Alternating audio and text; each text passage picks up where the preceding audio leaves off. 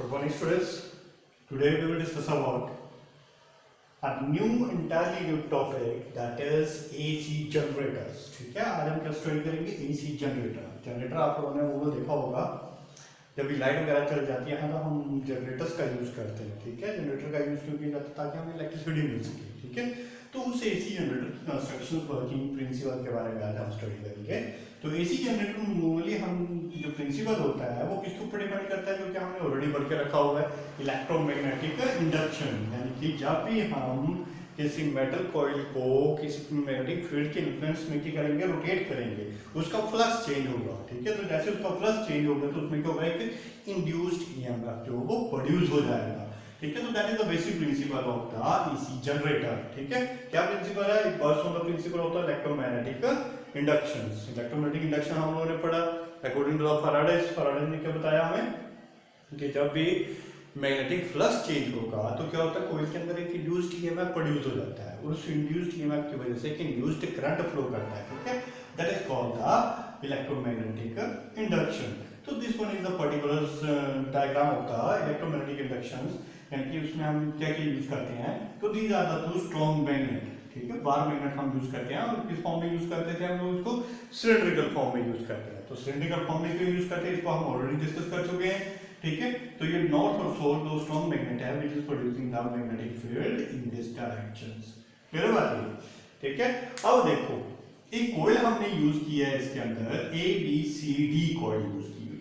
ठीक है, कौन सी कॉइल यूज की है, ABCD कॉइल यूज की है। अब देखो AB कॉइल का एंड जो है इन रिंग्स के साथ, रिंग्स देखो किस तरह से होते हैं, एक सिलिंड्रिकल फॉर्म में होते हैं, यानी कि इसको अगर मैं वाइडर कर दूं तो एक पाइप की तरह फॉर्म ले लेगी ये। ठीक है, तो जो पाइप की तरह फॉर्म होती है इसकी, उसको ब्रेक कर दो या तो इसको ऐसे अंडरस्टैंड कर लो, कुछ आपका ये पर्टिकुलर रिंग्स जो होते हैं, स्लिप रिंग्स होते हैं, वो इस तरह से होते हैं। That is the cylindrical form. ठीक है, तो these are the shape of the cylindrical form. In the shape of the cylindrical form ये दो आपके रिंग आ जाते हैं, इस तरीके से प्लेस किए हुए हैं। क्लियर है, तो ये एक रिंग आ जाता है आपके पास दिस वन, और उसी के साथ में आगे एक और रिंग लगाया होता है that is ring 2। This one is called the ring 1 and this one is called the ring 2। अब देखो रिंग 1 जो है वो किसके साथ अटैच होगा, AB कॉइल की जो वायर जा रही है उसको हम किसके साथ कनेक्ट करेंगे, रिंग 1 से कनेक्ट करेंगे। ठीक है, और CD से होती हुई जो वायर आ रही है इसको हम रिंग के अंदर से, यहां से इसके अंदर से हम पास कर देंगे और दूसरे एंड से निकालेंगे यहां से। ठीक है, इसको अंदर से पास किया, इसके साथ कनेक्टेड नहीं है। ठीक है, इस चीज में कंफ्यूज मत होना, ये जो CD की जो वायर है ये रिंग 1 से कनेक्ट नहीं है, इसके अंदर से पास करवाते हुए हमने कहां पे इसको फिक्स किया हुआ है, रिंग 2 के साथ इसको कनेक्ट कर दिया है। ठीक होगी बात, रिंग 1 रिंग 2 की बात क्लियर होगी। एक वायर का एंड ये रिंग 1 के साथ कनेक्टेड है और दूसरी वायर का एंड जो है रिंग 2 के साथ कनेक्टेड है। अब देखो इन रिंग 2 के ऊपर की जो ब्लैक कलर्स की जो फॉर्म बनाए हुए दो, these are called the brushes of one kind of the metals। ठीक है, और इन ब्रशेस का काम क्या होता है, दे रिसीव द करंट। जैसे ही हम इसको रोटेट करेंगे करंट इंड्यूस्ड करंट प्रोड्यूस होगा इस कॉइल के अंदर, तो ये करंट को रिसीव करेंगे and this represent are the load resistance. Load की जगह कोई बल्ब भी लगा दो तो वो फ्लो करने लग पड़ेगा। ठीक है, तो इस चीज को हम बोलते हैं लोड। ये जो R लिखा हुआ है लोड का रेजिस्टेंस है, ये कोई बल्ब वगैरह लगा दो। ठीक है, अब देखो ब्रशेस जो होते हैं दे आर इंडिविजुअल्स। ठीक है, एंड ये रिंग जो होते हैं they are free to move, ये इसके साथ कनेक्टेड नहीं होते हैं, जस्ट ये स्लिप्स होते हैं। ठीक है, देखो इस तरह से ये हमारे पास रिंग आ गया। ठीक है, रिंग की शेप आ गई है हमारे पास, कुछ इस तरीके से होती है। ठीक है, तो रिंग जो होगा, ब्रशेस जो होंगे, ब्रशेस जो इस तरीके से अटैच होंगे इसके ऊपर। ठीक है, फिक्स नहीं होंगे लेकिन इसके साथ अटैच होंगे। इसकी वजह से क्या होता है कि रिंग जो है आराम से इसके ऊपर से घूम सकता है, ये नहीं कि इसके साथ साथ ये ब्रश भी घूमेगा, नहीं। ठीक, क्या होगा कि आपका रिंग जो है इस तरीके से इसके अंदर से घूम जाएगा। ठीक है, तो these brushes are just to receive the current, जो कॉइल में करंट आ रहा है उसको रिसीव करने के लिए यूज किया जाता है। ठीक है, and individual from the rings. ठीक है, रिंग्स के साथ कनेक्ट नहीं होगा, जस्ट ये टच होगा और इसको रिसीव करेगा, रिंग घूमेगा इस तरह से। ठीक है, और ब्रशेस जो हो वो वैसे के वैसे ही रहेंगे, और ये कार्बन ब्रशेस बोला जाता है अमूमन इनको। ठीक है, क्या बोलते हैं इनको हम, carbon brushes. They are some kind of the metal. ठीक है, मेटल होता है एक तरह से जो कि करंट को रिसीव करता है। फिर उसके बाद ये अब देखो यहाँ पे हमारा मेन मैकेनिज्म यहाँ से शुरू होता है। जैसा कि हम लोगों ने यहाँ पे पढ़ा हुआ है, जब हमारे पास कोई जो इस फॉर्म में पड़ी है। ठीक है, कोयल जैसे नॉर्मल फॉर्म में पड़ी है। नॉर्मल फॉर्म में कैसे पड़ी है, इस तरीके से नॉर्मल कोयल, ये कोयल मान लेता हूँ मैं, A B C D N मान लेता हूँ इस बार, ठीक है। तो क्या होगा, इस तरीके से कोयल पड़ी है, लेकिन मैग्नेटिक लाइंस ऑफ फोर्सेस कैसे जा रही है, इस तरीके से जा रही है। तो दोनों के बीच का जो एंगल है इसका, ये देखो नॉर्मल तो इसका इस तरफ आ रहा है आपकी तरफ, नॉर्मल जो वो आपकी तरफ आ रहा है इसका, ठीक है। एरिया का नॉर्मल जो है वो आपकी तरफ आ रहा है, जबकि मैग्नेटिक लाइंस ऑफ फोर्सेस किस तरफ जा रही है, इस तरफ। तो दोनों के बीच का एंगल कितना होगा, 0 डिग्री का एंगल होगा, तो सॉरी 90 डिग्री का एंगल होगा। तो in this case there is no magnetic current induced in the coil, यानी कि ईएमएफ ही नहीं प्रोड्यूस होगा, क्योंकि मैंने कोयल को हिलाया ही नहीं, ठीक है। अब देखो मैंने यहाँ पे एक हैंडल बनाया है, तो जरूरी नहीं कि हैंडल यहाँ पे भी हो, यहाँ पे भी हैंडल हो सकता है, हमें जस्ट इसको रोटेट करवाना है, किसी तरीके से इसको रोटेट करवा सकते हो। जैसे मैं इस हैंडल को पकड़ के इस तरह से रोटेट करता हूँ, तो क्या होगा, ये कोयल कुछ इस तरीके से टर्न लेगी, टर्न लेगी ना इस तरीके से, कुछ इस तरीके से टर्न लेगी ये कोयल, ठीक है। अब जब ये कोयल टर्न ले रही है, तो देखो जो इसका ए बी फेस है वो बाहर की तरफ आ रहा है, इस तरह से आ रहा है, बाहर की तरफ आ रहा है। ये मेरे पास ए बी फेस आ गया, इस तरीके से मैंने यहाँ से हैंडल पकड़ा, इसको घुमाया, तो क्या हुआ, ये कुछ इस तरीके से टर्न लेने लग पड़ी, इस तरीके से, ठीक है। जब ये टर्न करने लग पड़ी, तो इसमें क्या हुआ, मैग्नेटिक फ्लक्स चेंज हुआ। क्यों, क्योंकि पहले तो magnetic field lines of forces cross ही नहीं कर पा रही थी इससे, क्योंकि इस तरफ का तो एरिया बड़ा कम है, ठीक है। तो जैसे ही इसने टर्न लिया, तो maximum magnetic lines of forces अब इससे क्रॉस करके जाएंगे, क्योंकि अब ये मैग्नेटिक लाइंस ऑफ फोर्सेस यहाँ से इसको क्रॉस कर रही है, ठीक है। Number of magnetic lines of forces जो वो ज्यादा हो जाएंगी, ठीक है।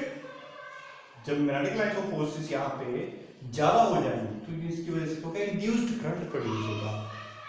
अब जब हम लोगों को यहाँ पे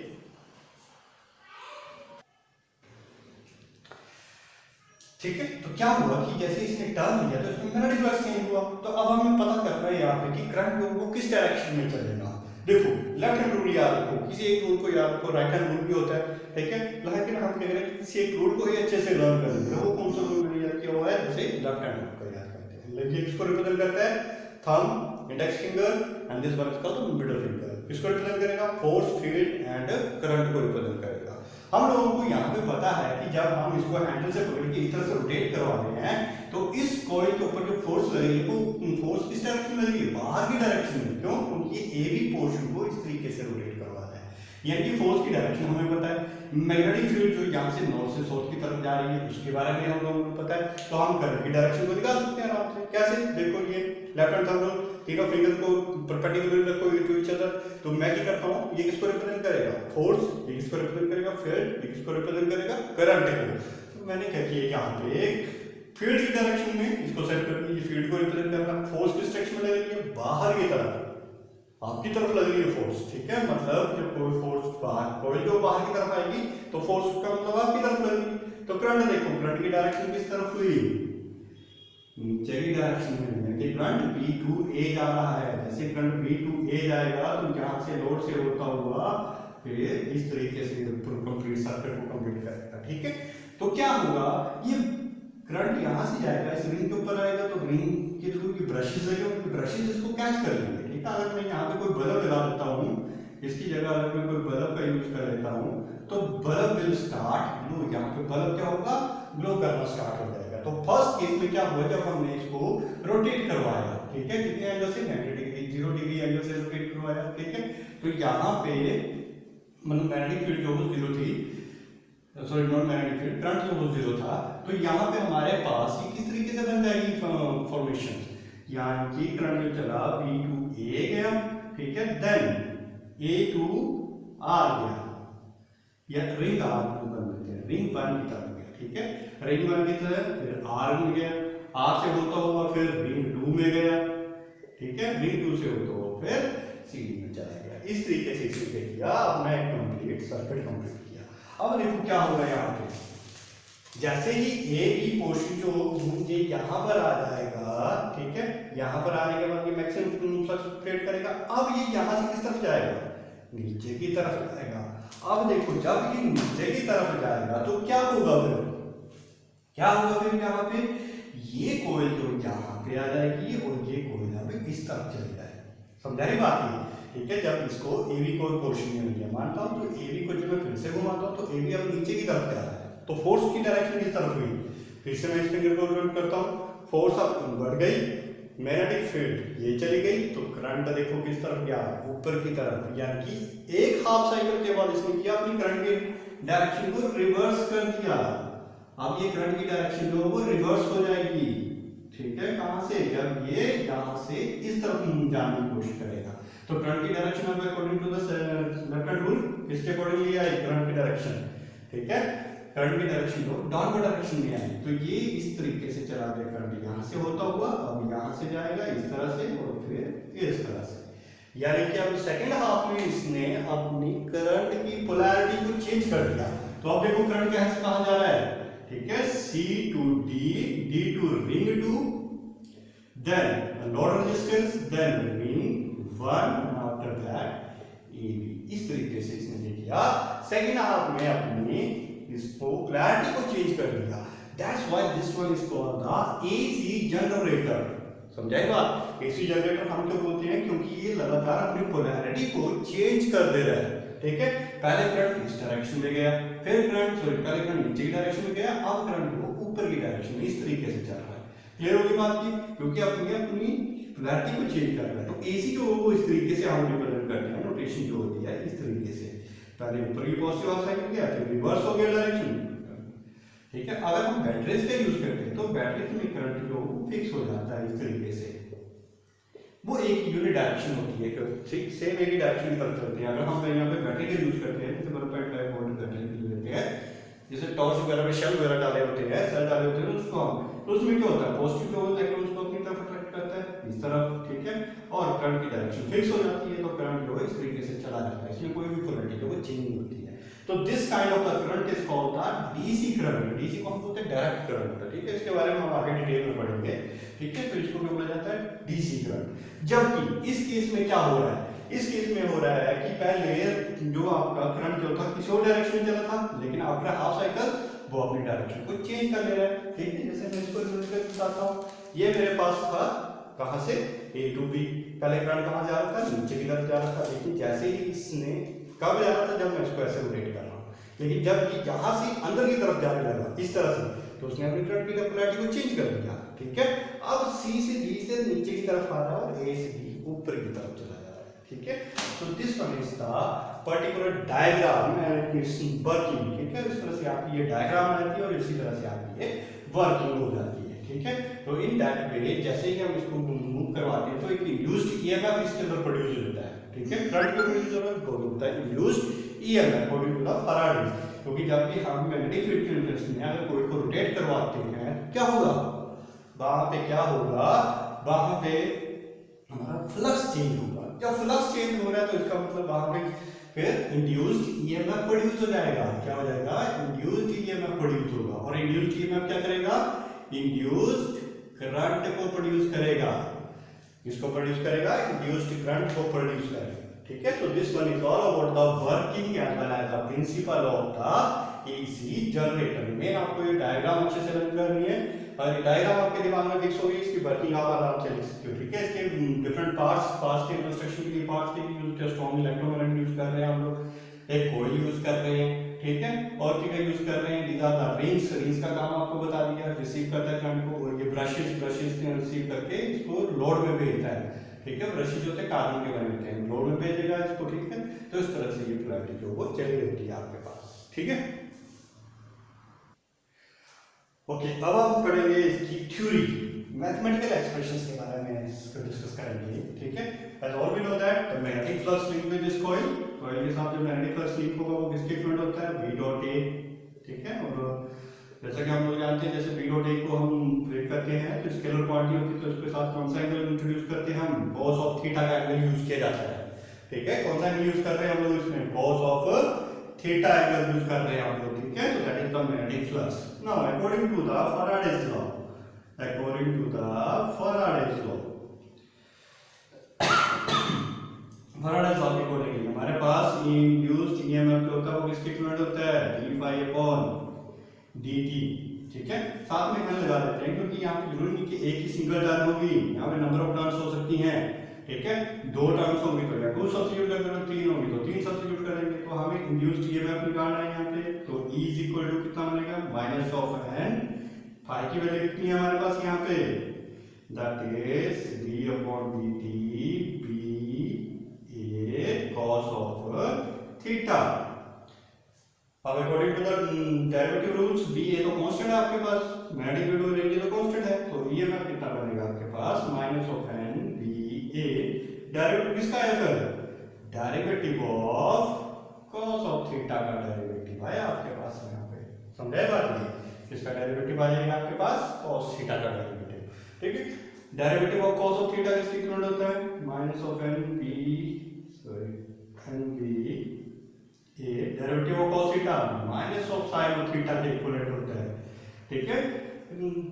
इसमें ज्यादा घबराने की जरूरत नहीं है, सिंपल आपके मैथमेटिकल नोटेशंस हैं, ठीक है। तो ईएमएफ कितना प्रोड्यूस हुआ फिर, माइनस ऑफ माइनस प्लस हो गया N B A sin of theta, ये बन गया आपके पास वैल्यू किसकी, ईएमएफ प्रोड्यूस, जो ईएमएफ प्रोड्यूस होगा इस कॉइल के अंदर वो कौन कौन से फैक्टर के ऊपर डिपेंड करेगा, एन के ऊपर डिपेंड करेगा, टोटल नंबर ऑफ टर्न्स कितनी आप ले रहे हो, बी मैग्नेटिक फील्ड कितनी ज्यादा स्ट्रांग है, एरिया इस कॉइल का एरिया आपने कितना ज्यादा रखा हुआ है उसके ऊपर डिपेंड करेगा, साथ साथ में साइन ऑफ एंगल बिटवीन किसके बीच का, ये normal of the plane angle है का मैग्नेटिक फील्ड के बीच का एंगल होता है, ये समझ रहे बात ये, ठीक है। नाउ दिस टर्म, ये तो आपके पास टर्म आ रही है, ये सारी की सारी टर्म जो वो कांस्टेंट है, ठीक है, and represent the peak value, किसको रिप्रेजेंट करता है ये, peak value of the induced EMF को रिप्रेजेंट करेगा, ठीक है। ये जो आपके पास टर्म आ रही है,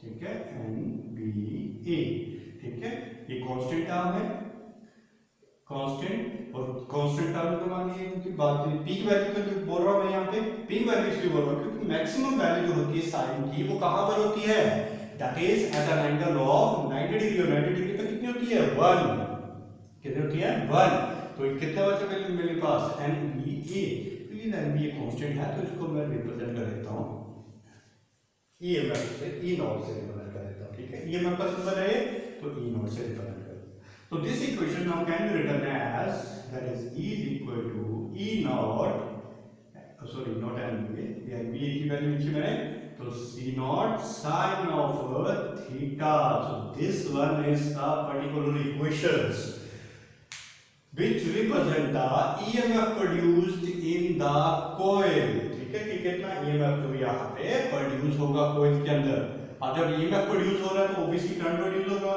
तो इंड्यूस्ड करंट कितना होगा यहाँ पे, that is EMF to that of the resistance, ठीक।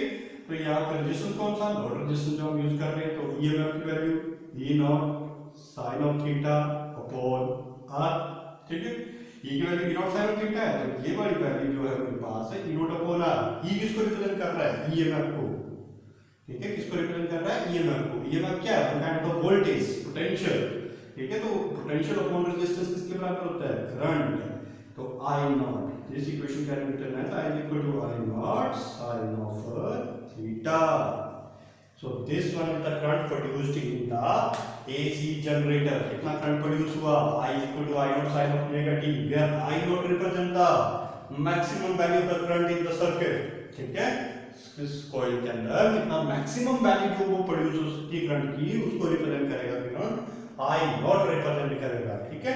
So this one is the mathematical form of the, or theory you can say that, the theory of this AC generators, ठीक है, तो इसको हम यूज करते हैं, इसके थ्रू हम पता कर सकते हैं कि कितना EMF इसके अंदर प्रोड्यूस हो रहा है, as well as the current जो वो कितना ज्यादा इसके अंदर प्रोड्यूस होगा, ठीक है। ओके, नेक्स्ट हम करेंगे इसमें variation of induced EMF in different position, कि जो इंड्यूस्ड ईएमएफ जो होगा उसकी डिफरेंट पोजीशन पे वेरिएशन कैसे आती है, ठीक है, और इसी के रिलेटेड हम एसी डायग्राम भी बनाएंगे, ठीक है, ऑलरेडी सर्किट के लिए डायग्राम बनाएंगे, देखो we know the equation that is E equal to E not sin of theta, so that if I am substituting the angle is 0 degree, यानी कि मैं 0 डिग्री से स्टार्ट करता हूं, यानी कि मैग्नेटिक फ्लक्स और इसके बीच का जो फर्स्ट पेज जो ये आपका मैग्नेटिक फील्ड जो नॉर्थ से साउथ की तरफ जा रही है और नॉर्मल भी इस तरफ जा रहा है, ठीक है, तो इन दोनों के बीच का जो एंगल बनेगा वो 0 डिग्री का बनेगा, ठीक है। तो पहला केस चूज करते हैं, theta is equal to 0 degree, तो E की वैल्यू कितनी आएगी, E नॉट कितनी आएगी, E की value that is, sorry not E not, गलत कर दी थोड़ी, ई की वैल्यू जो होती है sine 0 degree, sine 0 degree zero के इक्विवेलेंट होता है। तो ई नॉट ई की वैल्यू कितनी आ रही है 0, यानी कि टाइम के साथ हम इसकी वेरिएशन देखेंगे। ये जो time as well as the angle के साथ इसकी वेरिएशन देखेंगे।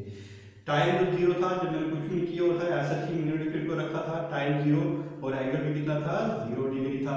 तो ई की वैल्यू कितनी आ रही है 0 आ रही है। तो यहाँ पे इस पॉइंट पे जैसे ही मैं एंगल सब्स्टिट्यूट करता हूँ, अब यहाँ पे कितना theta is equal to 90 degree. तो हमें को पता sin 90 डिग्री की वैल्यू कितनी होती है 1 होती है। तो इसका रिटर्न है ई नॉट, यानी कि अब इसकी वैल्यू क्या होगी इंक्रीज करके। जैसे ही मैंने इसको रोटेट किया, ये मैंने फिर इस तरीके से रखी है, ए बी इस तरफ है, सी डी इस तरफ है, और मैं इसको इस तरीके से रोटेट करवा रहा हूँ।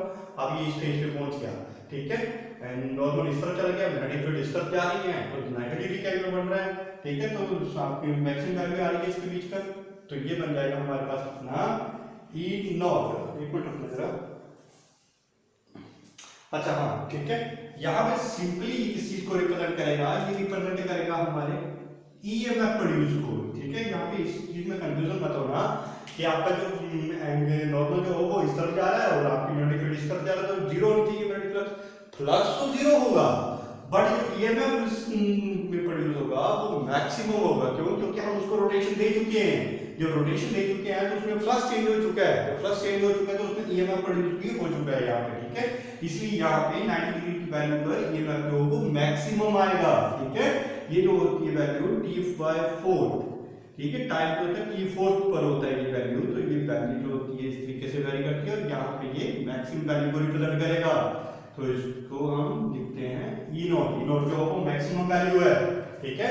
उसी तरह से when we substitute the angle theta is equal to 180 degree, तो sin 180 डिग्री की वैल्यू कितनी होती है 0, तो ईएमएफ फिर से कितना हो गया 0 आ गया। 180 डिग्री पर ईएमएफ की वैल्यू किससे आ गई 0, यानी कि अब ये फिर से नीचे की तरफ अप्रोच करेगा इस तरीके से, ठीक है। तो ये जो एंगल आएगा हमारे पास, ये एंगल हमारे पास 90 डिग्री हो, ठीक है। तो 90 डिग्री के बाद हमारे पास एंगल आया 180 डिग्री, ठीक है। तो 180 डिग्री ये कौन से टाइम के अकॉर्डिंग होता है t = t/2, यानी कि half time of the frequency, ठीक है। कितना होता है half time of the frequency. तो यहाँ पे 180 डिग्री के लिए इसकी वैल्यू कितनी होगी 0। उसी तरह से व्हेन थीटा = कितना होगा आपका, सॉरी 180 के बाद 270 डिग्री, ठीक है। तो यहाँ पे देखो करंट जो यहाँ पे चेंज हो जाएगा आपका, ठीक है। करंट की जो डायरेक्शन जो वो रिवर्स कर देगी। आप कैसे 0 हो गए 270 पे, तो सॉरी 0 नहीं, ईएमएफ जो आ जाएगा वो कितना हो जाएगा 270, sin 270 की वैल्यू कितनी होती है -1, ठीक है, -1 होती है, तो ये बन जाएगा -E0, ठीक है। यानी कि अब इसकी वैल्यू जो है मैक्सिमम जो जाएगी यहाँ पे यहाँ पर, और ये मैक्सिमम वैल्यू होगी -E0 मैक्सिमम वही कौन से टाइम के अकॉर्डिंग होगा t = 3/4 t, ठीक है। कौन से टाइम के अकॉर्डिंग होगा t/4 के टाइम के अकॉर्डिंग 3/4 टाइम के अकॉर्डिंग। यहाँ पे वैल्यू जो नेगेटिव आ रही है, मतलब मैक्सिमम वैल्यू जो नेगेटिव डायरेक्शन में मिलेगी, ये पॉजिटिव ईएमएफ होगा और नीचे नेगेटिव ईएमएफ है, ठीक है। ये तो यहाँ पे माइनस मैक्सिमम वैल्यू देगा। उसी तरह जब हम थीटा की वैल्यू सब्स्टिट्यूट करते हैं 360 डिग्री, तो sin 360 डिग्री की वैल्यू कितनी होती है 0, तो ईएमएफ फिर से कितना आएगा 0, ठीक है। तो यहाँ पे फिर से इसकी वैल्यू जो है 360 डिग्री पे फिर से 0 हो जाएगी। ये 270 डिग्री पर था और ये 360, और 360 डिग्री पर टाइम कितना लगेगा t = t, कैपिटल T के इक्विवेलेंट आ जाएगा इसकी वैल्यू जो होती है, ठीक है। Capital T represent the complete time period of rotation, ठीक है। तो this one is the variation of the EMF of the coil in the different position, अलग-अलग एंगल पर हमारे पास ये इसकी वैल्यूज जो वो आ रही है, ठीक है। तो इस तरीके से आपकी जो पूरी की पूरी एक एसी डायग्राम जो वो जनरेट होती है, ठीक है। तो जैसे हमने सारी की वेरिएशन देखी, एंगल को सब्स्टिट्यूट किया, यहाँ पे इस चीज के बारे में जरूर ध्यान रखना है, कंफ्यूज मत होना कि अगर कहीं इस तरफ है तो फर्स्ट तो 0 है, फर्स्ट 0 तो है, बट ये जो प्रोड्यूस हो चुका हो हमारे रोटेशन की वजह से, ठीक है। तो this is all about the AC generator, ठीक है। ये सारा किसके अबाउट है एसी जनरेटर के अबाउट है, ठीक है। अच्छा, ये जो हम लोगों ने एसी जनरेटर पढ़ा है इसको हम बोलते हैं सिंगल फेज जनरेटर, ठीक है। ये जो हमने अभी स्टडी किया है इसको हम सिंगल फेज जनरेटर बोलते हैं, ठीक है। जो हम अमूमन कमर्शियली यूज करते हैं वो हम करते हैं ट्रिपल फेज जनरेटर का यूज करते हैं। ट्रिपल फेज में क्या होता है, जैसे हम सिंगल फेज में एक ही कोयल ली थी, और ट्रिपल फेज में हम कोयल को इस तरीके से यूज करते हैं। ये कोयल्स होती हैं, 3 कोयल्स का यूज किया जाता है, इस तरीके से इसको बाइंड अप किया जाता है, ठीक है। फिर दोनों के बीच का एंगल जो होता है 120 डिग्री, ठीक है, 120 डिग्री का एंगल होता है, और तीनों इस तरीके से रोटेट करती हैं ताकि हमें मैक्सिमम वैल्यू जो इसकी मिल सके, ठीक है। इनकी जो रोटेशन होती है उसको मैक्सिमम आउटपुट निकालने के लिए हम ट्रिपल फेज जनरेटर का यूज करते हैं।